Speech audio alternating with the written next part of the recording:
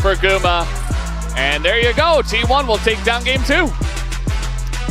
6th game again, VODS. We are going 12 for 12.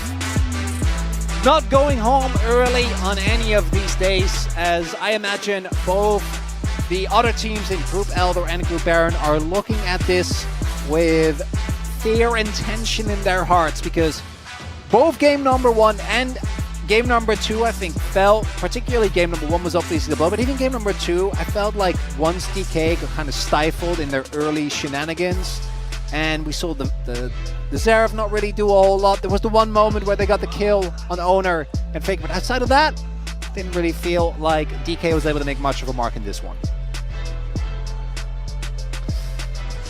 It's all going according to what we may have expected looking at the matchup coming into this one. Let's take a look at the post-game. Faker with the most damage. The Xerath, quote-unquote, counter pick.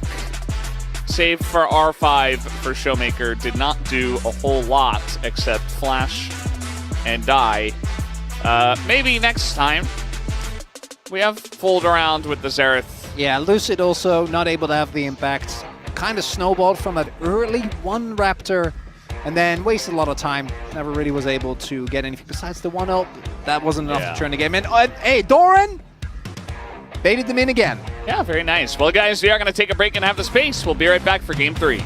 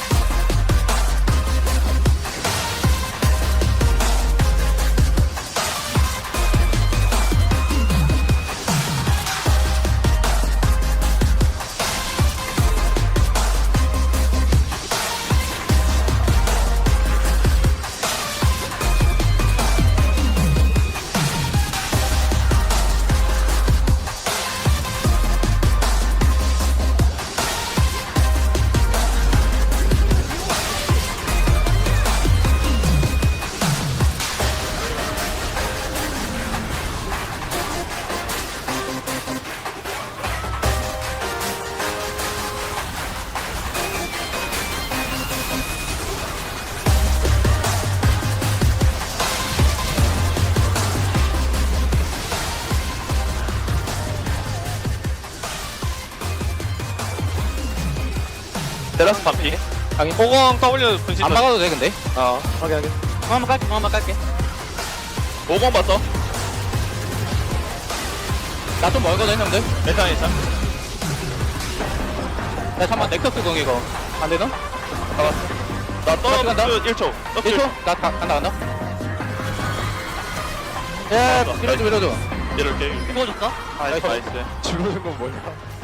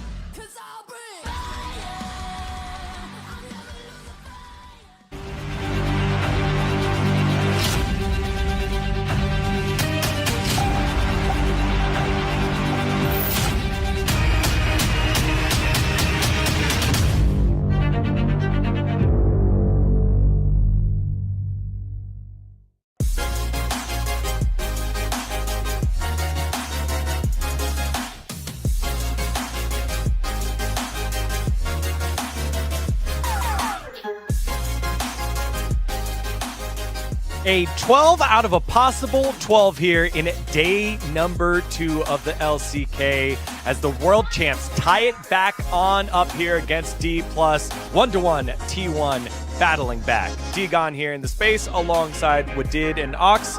And gentlemen, it was looking dire at the beginning with some big plays from Beryl, but they battle back to T1 and they convincingly close this one out. Yeah, I think a big story of it was kind of the objective control that T1 really maintained. So even though they ended up losing out in the first blood, still had the feats of strength on lock, and also getting the Mountain Soul really just solidified their lock in the game.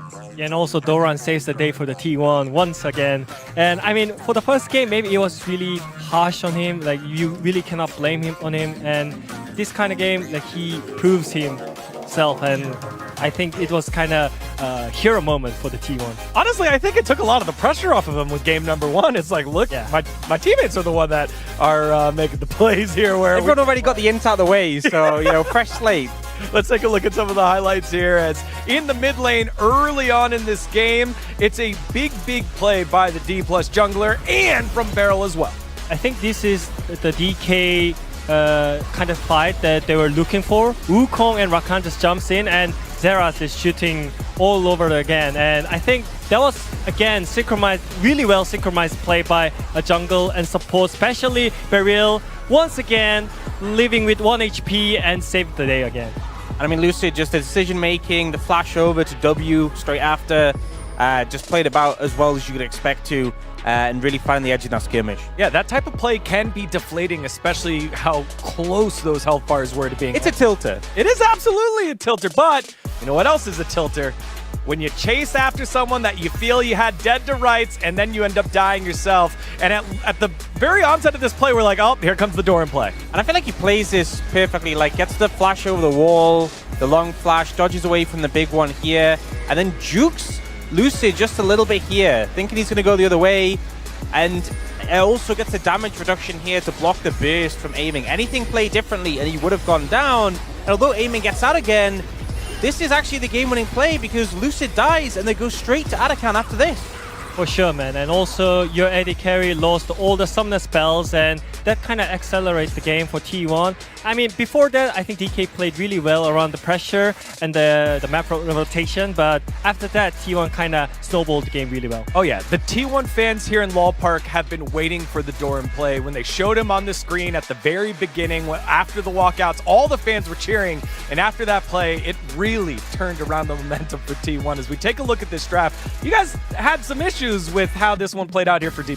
Yeah, man, I mentioned that I like Wukong and Rakan and Xerath. It does make sense with Rumble as well because you just jump in, you don't care about your teammate's position, you just jump in and they can just shoot their ability from miles away. But I think Corki is kind of out from their team comp because you want a strong lane, but you have Rakan as your support, which is weakest laning phase. And also, in the team fight, your role is kind of off from the other champions.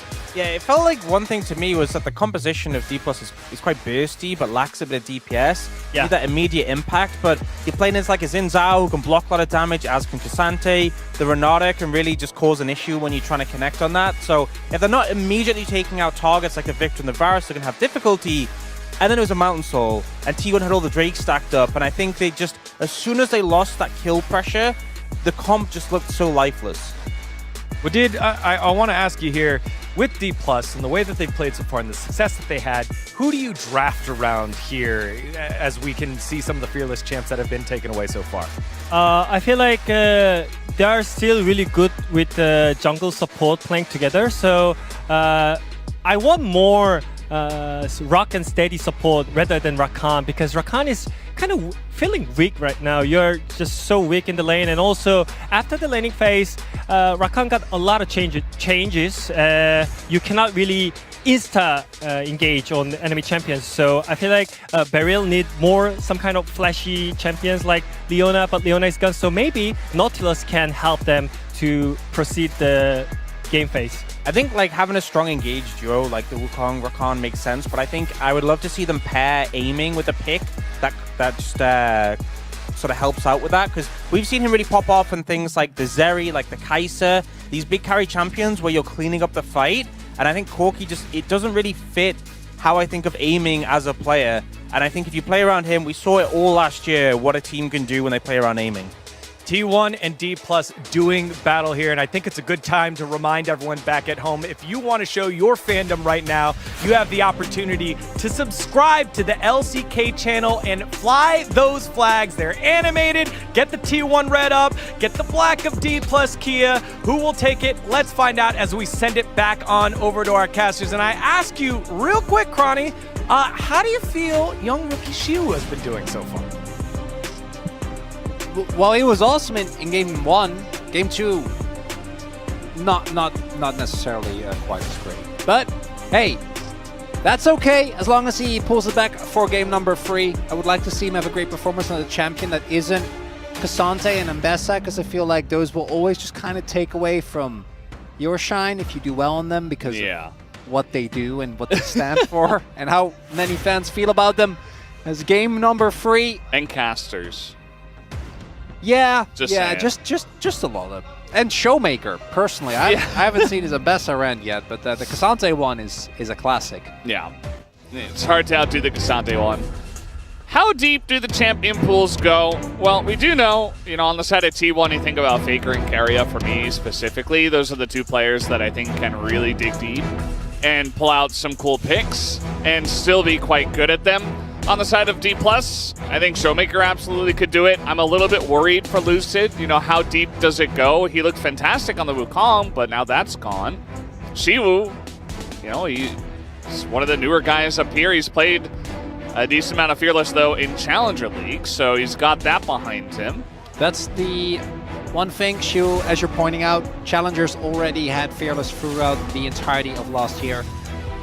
Probably going to stick with the Maokai and Vi bands at least. Anything else remains to be seen. Skarner also has to basically still be taken out of the pool. Sejuani. Yeah, Sejuani. I think we did see Sejuani make it through to, second rotation last time around. I wouldn't be too surprised if that's the case. 80 carries already getting pinched here, and aiming does play a certain Yordle, which we did see T1 pick up Ziggs at some point throughout summer, but I do remember that it took them like weeks to kind of be okay with it, and it still didn't really feel like the type of style that they'd like to play. Showmaker, as you point out, with his champion pool, should also always be able to play an AD mid. This is the man that played, mid Renekton? A pretty considerable amount back in 2021, as Aurora also going to take away. Skarner still up, Vi also still up, so maybe they'll trade. I don't think you should give over to Skarner, but then they do get the Vi for Oner, who also is exceptional at the champion. Because now, it's only going to be one of the two that can be taken away here. And I would have to say that Skarner needs to be removed, because that champion is just kind of insane right now. Yeah, feels like DK has set themselves up pretty well. Yeah, because you have to ban the Skarner. You don't really want to take Vi and give them Skarner, right? So you're kind of left between a rock and a hard place. You have to give them Vi. And that is exactly what happens here. So Vi, first pick for Lucid. You're already in a great spot, regardless of what the rest of the draft looks like. And let's see what T1 have prepared in response. The Nocturne available this time. We saw it banned second rotation and also in the first series of today. In Game 3, just to try to deny like a Ori Nocturne combo, which we did see yesterday. Could be a consideration, but with Poppy locked in, looks like maybe not. Oh, that's a classic. Poppy could obviously still be flexed to free rolls, but most likely with the Azir as well. We've seen that combo a ton. You're able to slam people into the Poppy wall. Poppy is also a very threatening early game champion, so you gotta respect. I do think that Poppy jungle did take a bit of a hit because of how much harder it is to dive. One of the biggest strengths that the champion has is that you can walk up to any lane, particularly early on, or used to be able to at least, and just make sure that you stun lock them into the turret, fire up the burst. That is a classic. It's something that I don't think we've seen Ahri yet. I mean, we haven't. We're on day 2, but we are already 11 games deep. Yeah. So it is something that makes a lot of sense. I was kind of expecting him to go for Vi LeBlanc, though, because Showmaker still gets LeBlanc bans like it's nothing. Yeah. That is a pick that I am very wary to trust aiming on, because aiming, as Ox already highlighted as well, can pull out some absolutely insane carry performances, but on champions with no escapes has been known to get caught every now and then. She's got the chompers. Not an escape, an escape, Valdez. yeah. Yeah, even aiming didn't look very confident in aiming to play the Jinx after that lock-in. They're gonna ban just a bunch more AD carries, but like, what you ban? What, like Caitlyn Draven?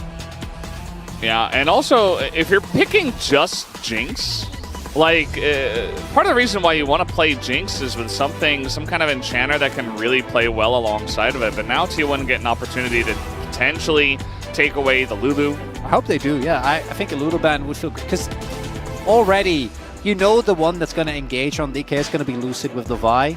So being able to deny him, because the Lulu is so nuts here. It's really good to counteract big plays from either the Azir or the Jax. It allows you to even use it aggressively on Lucid when he goes in with his ultimate, or most obviously, you can just use it to keep aiming safe. As the Xayah gonna get taken away instead, so maybe Xayah, Caitlyn. Xayah. And then Guma might lock Draven, but you can swap, so you don't necessarily have to be in that lane. Not 100% sure, but yeah, we will see. I mean, Guma's a great Xayah. I just don't think, especially with Rakan not being able to be played, that it deserves a ban here. No, also Xayah's just been not. Like, Yeah. playing Xayah into get it into Vi, but into Jinx, I don't think you're going to be too sad. As there is the Lulu ban.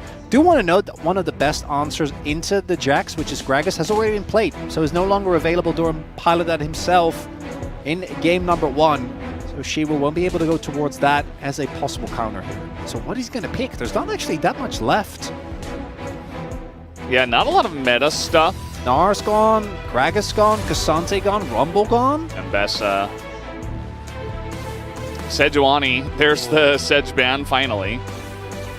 Yeah, they're not 100% sure where this Poppy's going to go, and you want to deny the Sejuani Jax. Insanely strong. 2v2 towards the top side of the map. Yeah, Jhin, I can't believe we haven't talked about it yet, but both Jhin or Ziggs would make sense. I like the Jhin more when you already have the Azir. Looks like that is going to be the lock-in here. It's a T1 classic. We've seen them pull this out many a time. We'll see if it's going to work out here as well. Yeah, I think it offers you a little bit more flexibility as well, because you can pair a decent amount of stuff with the Jhin. And you can see exactly what this bottom lane is going to look like for DK. As Sion, the choice for Siwu, and it's Braum for Barrel. I like Braum. I don't like this team comp, though. I gotta say. Yeah, I mean, because you have part dive, part peel back. As Sion provides a little bit of space, as Bard makes a ton of sense. I feel Bard's really good into the Jinx specifically because she doesn't have an easy way to get out of the ultimate.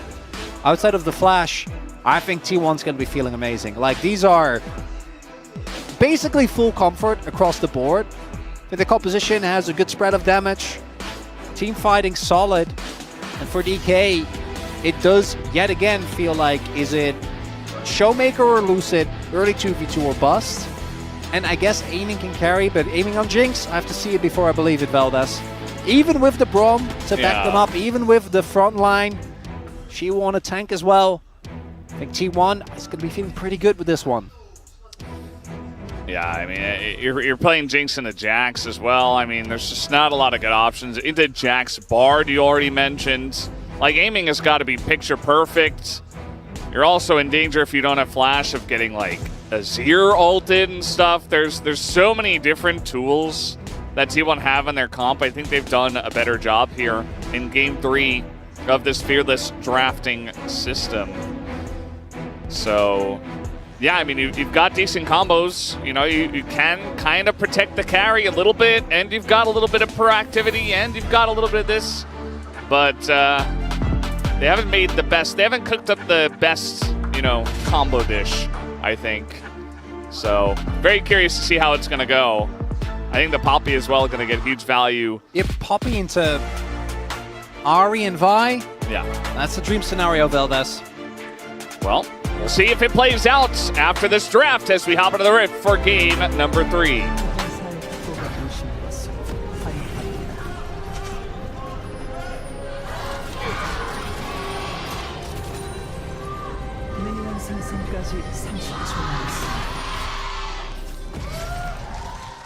All right, off we go. And, well, one thing you've got this Braum, and he's very good at level 1. So they're just going to run into the enemy jungle. And this time, probably not going to get first blooded, like we saw in game 1. Lane swap to come through does make sense. Jhin and Bard able to apply a ton of pressure in the 2v2.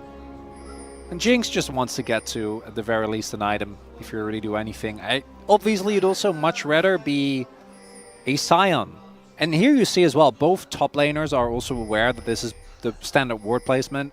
Because if Shiwa gets Dove, which, again, a lot harder than it used to be, he's Scion. He's going to be able to get the wave. We've seen, actually, T1 CL, and I think it was Humble Life as well, pulling out a lot of Scion lane swap strats where you use the Scion and just eventually send him to a certain death just that you can maximize the amount of farm.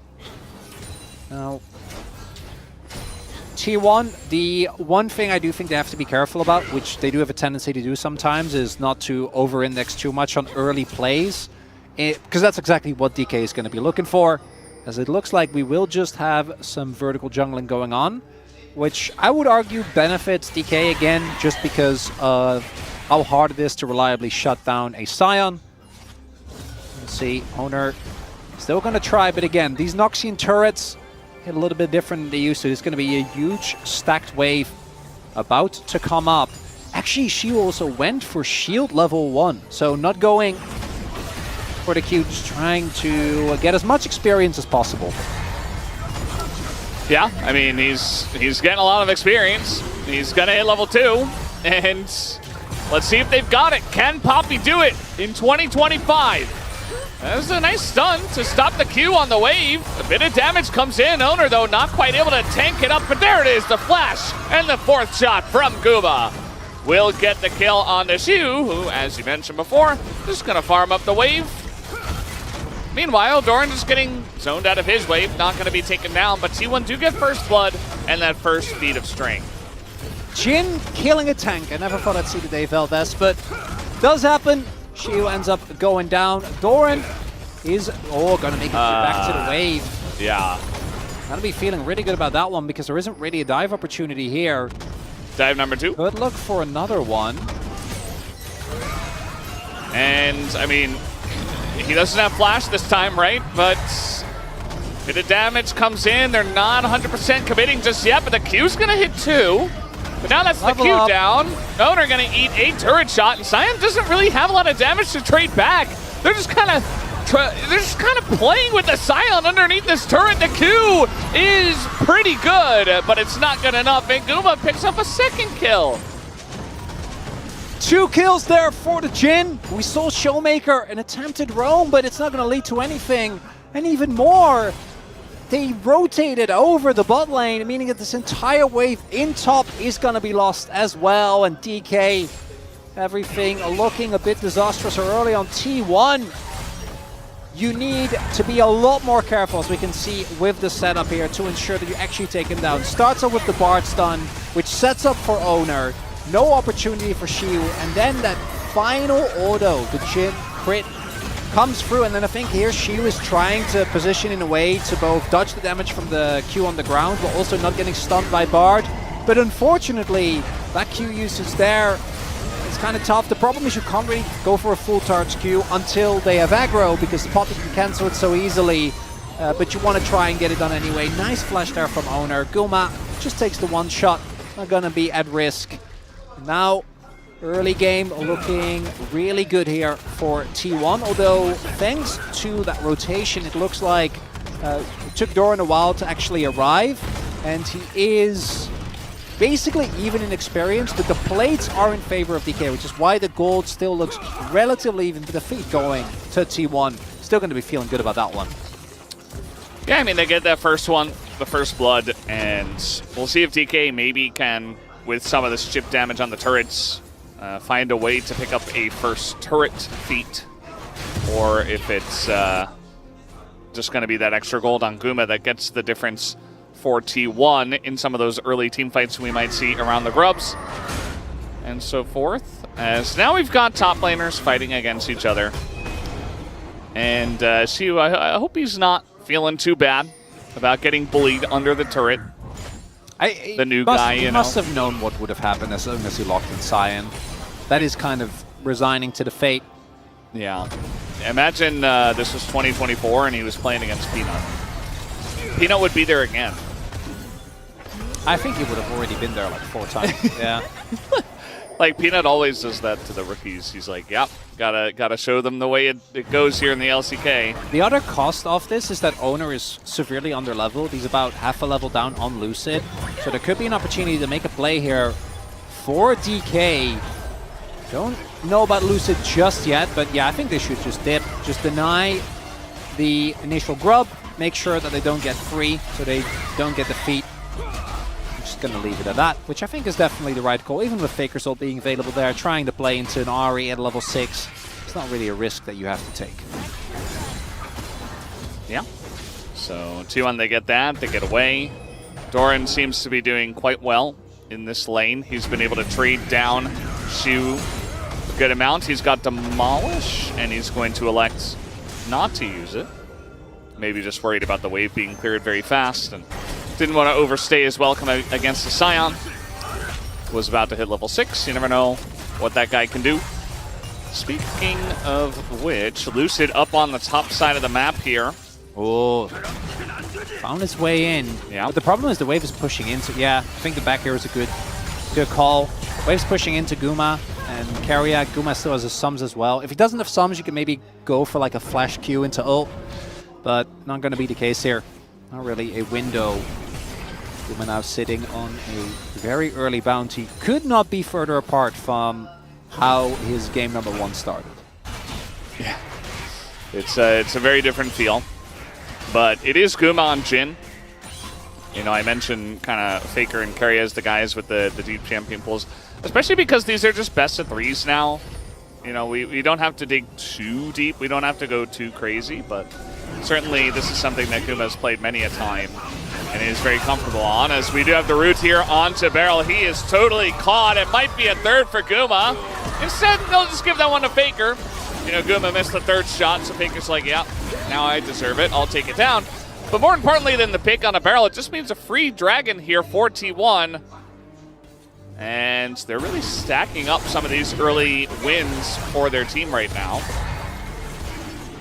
Also takes... Oh, that's good actually. Oner doesn't have smite, so if that splash damage could have actually realistically taken it, not going to be the case. This also means that, again, an opportunity to fight is being denied here for DK. I think DK wants to try and skirmish around the particularly Braum, Ahri, and Vi.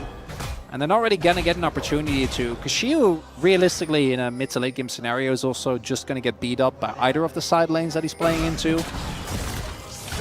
I really wonder, I think the problem with the Ornn is that you feel a lot more susceptible to those dives, but the dives works out anyway, and I think Ornn does provide a lot more reliable values. Who's looking for a steal, but just going to get spotted here, and will have to give up.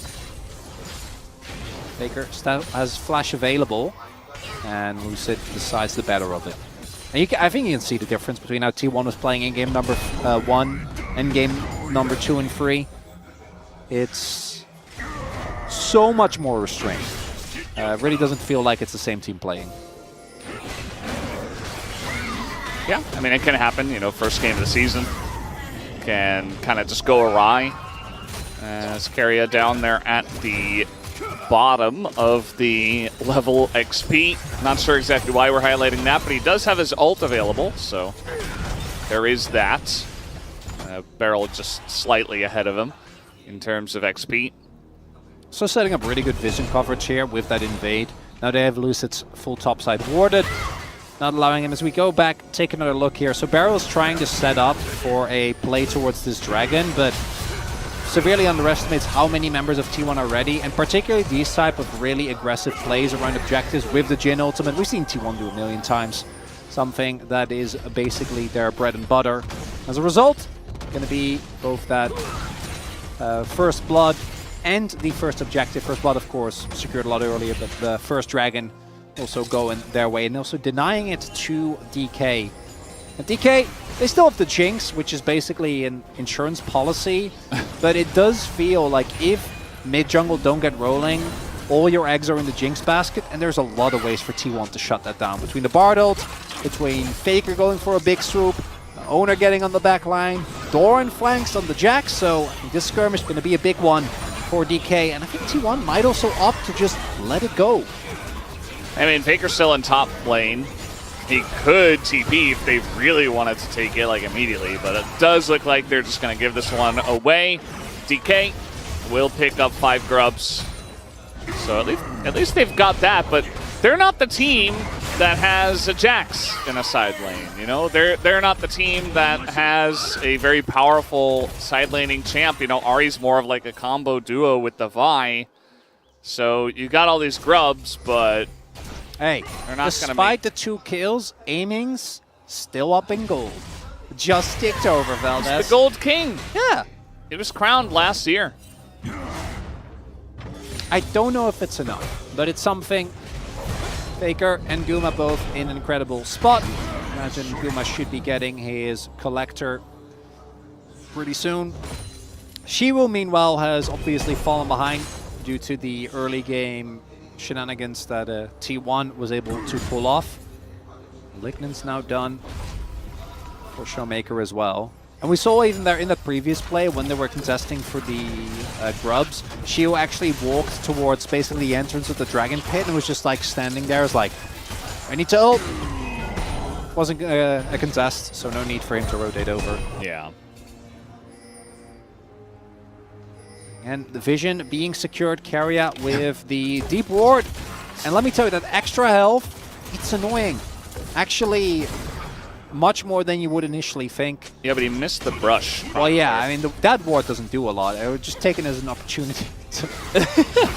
Uh-oh. Okay, well, we're going extremely deep for this one. It still works, though. It's still Ahri Vi. The question is, can they trade back on this? Is the flash ult from Oner?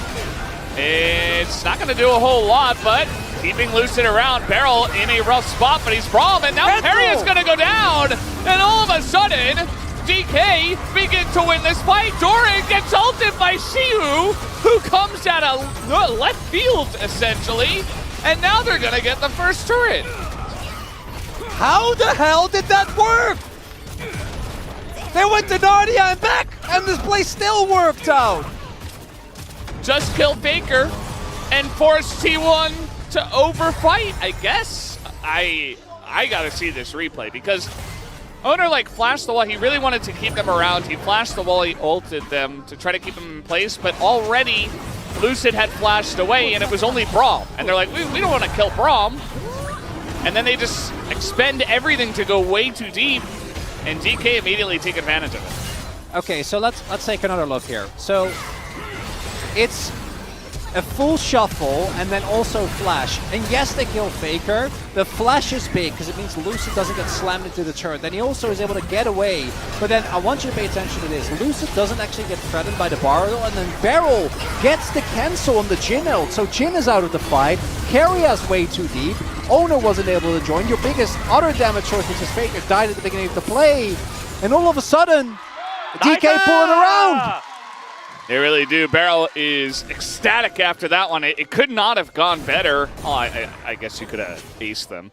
But yeah, it was essentially just T1, they do this thing where it's like, okay, well, you know, we're going to trade in some way. We really need to trade this one back.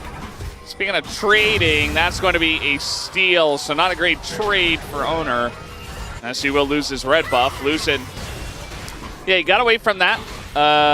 Poppy ult, and then Keria used his ult on him and then went over the wall and just died. So yeah. The Bard just had zero impact. It's like, well, that's not what we wanted to use the Bard for.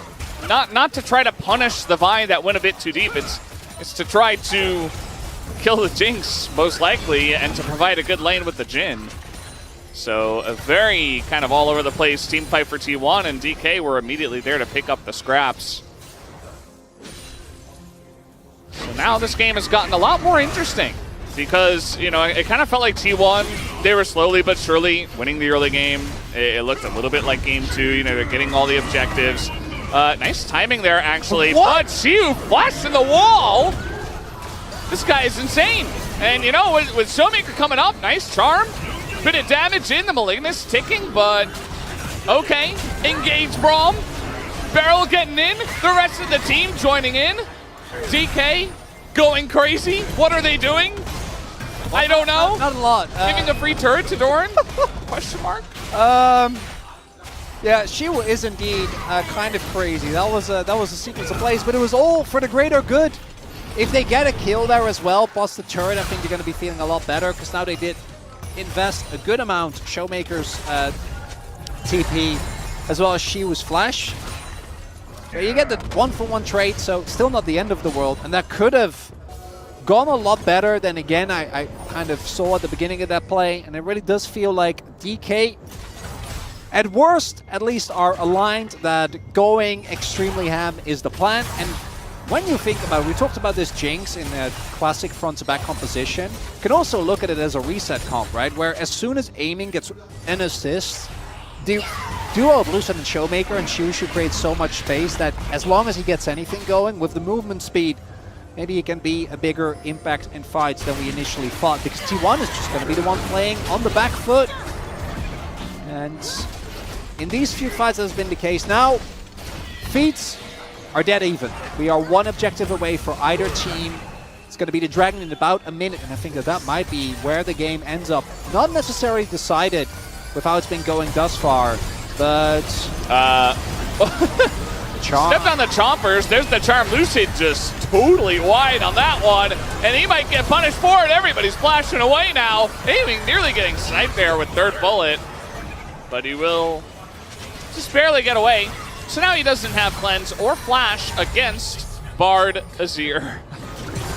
And all the threats on the side of T1. That might up ending deciding the game, because it looks like they were trying to get the force of at least the sums out of Guma, and instead aiming now doesn't have sums for the upcoming fight. Again, the game in about a minute, either team is going to get feats. It's not really about the feats, but either DK starts stacking dragons or T1 gets soul point this early on in the game. And aiming not having his sums available, especially because it looks like he's most likely going to hit his 2-item power spike, is a really big deal. And Guma didn't have to expand anything, right? The only thing T1 used there was ult cooldowns, which they will all have available like when the fight starts. That's a charm, that's a Rip Herald, and yeah, Oner's right there to try to punish it. Barrel in a bit of trouble, but he is Braum. And now Lucid, ooh. If the Q hits, I mean, you got rockets flying, you press an R button, but Guma still has that's 2 ults. His flash. Yeah, that's both Aiming's and Showmaker's ult now used. Oh, good charm, but yeah, T1 is taking control of this pit. And this does feel like DK, they can choose not to fight here. It's not soul, it's just soul point. But you're still going to be feeling horrible about it. Look at the vision that's being set up here by T1. I feel like you can just never approach her if you're DK. Entire jungle is lit up.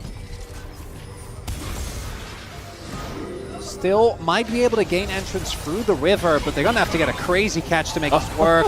The zoom in there on both the zap and the charm, not going to connect. What about Lucid? That's a poppy. If you pick the right target, maybe? Yeah, and you got to hope that Oner's not ready. Are we just going to have Shield run in? Is that what this is going to devolve into? I could see it. Go engage you. Sums are available. Oner doesn't have his ultimate crucially, so keeping Lucid out of the pit might be hard. Doran on the flank does get spotted. All right, let's see how it goes. Lucid looking for the flash. Can he get it? Yes, he will! Lucid picks it up. Denies the dragon. Now they're turning on a Doran, and the counter-strike can only do so much. He gets extremely low, and the rocket gets the reset. In goes aiming. He is chasing them down. He's got a front line. Very nice ult here from Faker, but it's not enough. It will just block the door, but Keria is not long for the world either. It is a massacre. T1 are just running away. They lose the dragon, they lose the feats of strength, and DK, they find all the angles. Everything goes wrong there, Veldes. If you get the dragon, you give up the kills. I think you say worth getting soul point, mountain. That's going to feel amazing against the upfront burst of this comp. Are they going to get Otacon as well? Oh my. They have 2 TPs. Faker's up in 5, but I don't think he's going to be in time. They're going to get that as well. Yeah. And just like that, you were talking about the dragon being the game decider. It kind of is. It kind of is. Oh, wanna look at this. So it's the burst, Lucid gets it, and then here an initial re-engage with the Bartle, but that's Braum and Sion! No one can join! And then Lucid turns onto Doran, and as soon as Aiming gets that ult, the splash damage, he gets excited. There's no way that the fight is winnable. Even with Faker, nice attempt there on the shuffle. But Guma's, unfortunately, this is level 2, so he can't kill the Sion, so he's just standing there sadly. Atakan, let's go. Keep going. Atakan, let's go. Atakan, let's go. Atakan, let's go. Atakan, let's go. Atakan, let's go is the message. He said that like 5 times. And now they've got the buff. It's got to be a quick turnaround here. With the buff, you're going to be looking to dive. And, you know, as you framed it before, ooh, that's a denial on the back of Oner. I think he was aiming for Faker. But Minute and a half. Buff. Said before, you know, just get some resets, get a dive going. There's really not much that T1 can do to stop this. Maybe use the Bartle to buy some time. I'm not sure because DK are just begging T1 to step up to give any angle at all. And Barrel's just going to hold up the door. Lucid will get away and not expend his Otacon buff. Ideally, you just want to get an R off, and then if you die, it's, you know, who cares? Might go for it here. I don't know if he gets his R off, though, as, yeah, he's rooted in well, yeah, okay. There's the revive. In goes Ziu. Very nice engage, actually, but the follow-up is non-existent. Bit of damage on Aguma, though. They got Guma, and that is the most important part, as everybody else just gonna maybe go down. Oner nearly burning. Not gonna happen, so they got Guma. Now, the issue with this is, you know, it was good, but there's no objective, really, after getting Guma, so... Yeah, they don't really get anything out of it, but there wasn't going to be an objective within the timer, so... Yeah. Let's try and get some value. Definitely not the best look. I feel like teams right now are really going mega ham, and you want to trade, like, at least 2 kills, ideally, to really feel like this is worth it, because the sums are already down. You're not getting a turret, you're not getting any other objective, but then again, you're going to lose the buff anyway. But I'd argue there are scenarios where it might be better to lose the buff, because you're still giving over gold. Like, I know it's not nearly as much, but in this case, because you got the Guma, I'm pretty sure was sitting on a shutdown as well. In this case, it's definitely still a worthwhile trade, as, yeah, Showmaker has been having a series, Veldes. Potential player of the match angle if DK eventually win this one. Yeah, it's not over until the Nexus falls. T1 haven't lost an inhib yet, but they are still sitting at 2 dragons, so they're gonna have a lot of time. I think Guma needs to get to a 3rd item though. Faker is sitting at a really strong 1-2, but I don't know if that alone is gonna be enough to hold off on the siege here. If DK do actually start stacking these mountains, things can get kind of ugly though. I think she was gonna be a problem. He already has 4k health, Veldes. Yeah. He has 1 item. Yeah. What? And they have a Jhin. They have a Jhin, they do. I know that there's also a Zir, there's also Jax, but if Zir and Jax are hitting Sion, I don't think that's where you want to be in life. Yeah. At least it just feel like Faker's builds will do damage. Oh, he's going Void as well, it looks like next. So. Leandre's Void should be... He's going to be the guy that's chewing through it. Looking for Guma here. He is going to be caught for now. Flashes the Poppy ult, just gets away from it entirely. Lucid, you can always rely on this guy. And down will go the T180 carry. Lucid, I just said we can rely on you. Please don't just immediately die. Okay, he's just dead. And Showmaker probably did as well. There you go, T1, a couple of big picks. And Baron is about to spawn. And so is that Mountain Drake up and available. Yeah, that's soul point at T1. Remember how I said he was reliable? Oh, DK, never change. T1, smell a moment of weakness and go in just to pick on Guma was great. But DK can't help but overchase. In this case, Lucid going way too ham, and this initial play is so nicely done, right? Get the ult, take down Guma, flash away, Showmaker's at the ready, and this gets you a second Drake at the nice soul point, and you don't need to do more. You don't need to go for Oner, but then Lucid just queues into the waiting arms of Doran. Really nicely done there as well, by the way, from Keria to ensure that Barrel and Showmaker can't provide any assistance. And that is now Mountain Soul Point, meaning that this game that we thought was now finally really swinging between the Dragon and then the Otacon as well. Pendulum still going, VODS.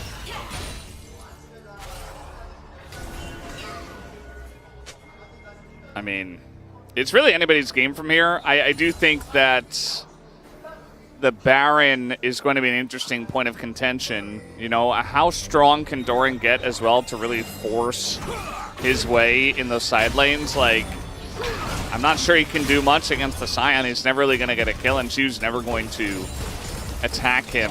When it comes to hyper carries, aiming's doing actually pretty well. I don't think that T1 have done a great job of locking down aiming. There was one Bartle to hit him. And now Guma, he's got to deal with a very fed Scion, and he's going to have to flash from, flash and cleanse from the Scion. He like just, he wasn't even in bot lane, he was running through the T1 jungle looking for the flank. The entire, that's the only reason drifting! That's the only reason he was in that position at all. That's just, Who does that? this guy is a madman. Okay, TP is forced. This is the moment, T1 looking for a collapse. Oh, Bartle's gonna miss. And I think for DK, all you gotta do is find Guma. The issue though is, if you get Guma, like, yeah, you got a sums and everything, but as you mentioned before, it's really Faker and Doran who are kind of the hyper carries in this comp. So you can't expend everything to get Guma. You see as well the poke actually being pretty meaningful. As that Lucid is going in. I don't know what she was bringing out in this man, but I have not seen this Lucid since spring, VODS. Lucid was talking to Diablo before this game. He's like, how do I do what you did? How can I be that aggressive? With the sums still going to be down, or the sums are still going to be down, but T1 have bought themselves so much time by picking up that Dragon. Again, the big mistake from Lucid, meaning that there is not going to be an opportunity for DK to set up themselves for Soul Point. This game might go the distance. Baron is still up, and I gotta be careful saying that because I've said that before, and then there's like a 5-0 and the game is over. But the game is gonna stand with, for T1, it's very straightforward. We're getting to the point in the game where the damage from Lucid and Showmaker shouldn't be enough unless someone is really out of position, so it's gonna come down to can we kill aiming. That man is about to hit his IE, about to hit 4 items, has been unchecked this entire game, and I think the issue is, as you're saying, I'm sure T1 are aware of it, but like, they are not getting any space to get on aiming because Lucid and Showmaker and even the Scion are diving so deep onto the enemy backline. Yeah. And if you trade and aiming as a sums and your carry ends up going down, well, that fight is going to end up going the way that you want it to. What a game, VODS. What a series. Yeah, I'm just really glad that we're getting some very high-level action here in Game 3, at least, between two very strong teams. I was a little bit worried after Game 1, to be honest. That was that was weird. T1 lost very unceremoniously. DK have been challenged, though, since then, and we weren't too satisfied with their draft either. We began to see some angles of how they were able to make it work. You know, I was saying before that Guma doesn't matter too much, but if aiming's there and he gets a reset on Guma at least, then maybe he can duel with Faker. They're just going to go for their own T1 Baron. This is a DK Baron, but now there is vision. No flank this time. You imagine that DK is going to be looking for the turn. see how it goes. Doran going very far forward into the Braum. As they get the lockdown there on a Doran, and that frontline Oner just burst 100-0. That's Gumayusi doing some nice work, but there is the ult from Faker, gets him, but look at aiming. He's totally untouched the entire time. Aiming gets the resets. Guma is alone, and he is dead. And there you go, DK take a huge fight. They might look for the end. It's only Doran alive. There is a wave. I don't think that they can, but we'll see. Yeah, it looks like they are still contemplating as well. Chiu ended up going down in that extended fight as well. They, at the very least, will be able to get the inhib. We'll see if they're actually choosing to push on. Can also, and I think should back off, get that dragon. Looks like that's going to be the case here instead. Get the inhib, but what a fight win there from DK. As we take a look at this one, Chiu able to dodge away, the Bardold again not really hitting, and then Doran gets tagged, the Braum mode is there, and it looks like a disaster when he uses his his stopwatch, but it doesn't matter, there's still enough damage. Lucid flashes over the ult, and aiming crucially does as well. Aiming stays alive throughout all of it, and if the Jinx doesn't die, you can't win the fight!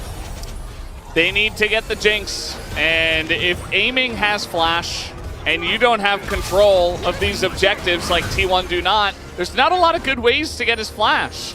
Really, Keria's got to like snipe him with this Bard ult, otherwise But it's got to be Faker, but if he's got flash, you just flash it. But this is still not enough, because they only get a dragon, like they win the fight, yes, but it's 3k gold at 31 minutes, not going to be the end of the world. The mid inhib, also not the best inhib that you can get, definitely the one lowest in value. Yeah, I feel like they should just regroup and look at Baron again. I mean, Yeah, the I only imagine they would. the only real issue is that aiming doesn't have his flash now. So, you know, obviously Faker can still try to shuffle and find an angle. Faker doesn't have his flash for the best angle, but Yeah, that's the precarious thing, because if Keria actually does get node onto aiming and he gets clipped, the setup afterwards is basically impossible to play around. Lucid now gets his GA, further solidifying that he is just looking to go in and isolate a single target, because all that DK needs is they just need to get aiming excited. Even if it's a situation where eventually they're able to take him down, if he can get enough photos of this is a 4-0 Jinx, 4 items now, Lord Doms, IE, all there. It's Lucid just waiting, biding his time. T1, dare I say T1 Baron? yeah, they're going to start it. I mean, they've got a lot of damage with the Azir especially. They've got Jin very safe positioning here. DPSing literally with his ult. Beryl is though here in the front line, and there goes the Jax! And the smite is early from Oner! It's desperation for T1! Down goes the Jax. Will T1 get away? Oh, the charm hits Faker! The max range! Did they go too deep though is the question. There's the GA though for the Vi. I think it's enough here for DK. They get a couple of kills. They get an excited Jinx. And they want this game. They want this series right here, right now. No one saw it but Atlas, but we are on the verge of a DK win! Oh, Beryl. The engaged Braum. The flash to Q! Guma doesn't even flash or cleanse, but I don't think it matters. The memes aside, it looks like DK, they should be able to take it down. Guma can't clear the waves, especially not on Jin. Keria, they take down the Vi, and that is all they will get as D plus Kia takes the 2-1 victory over T1 tonight.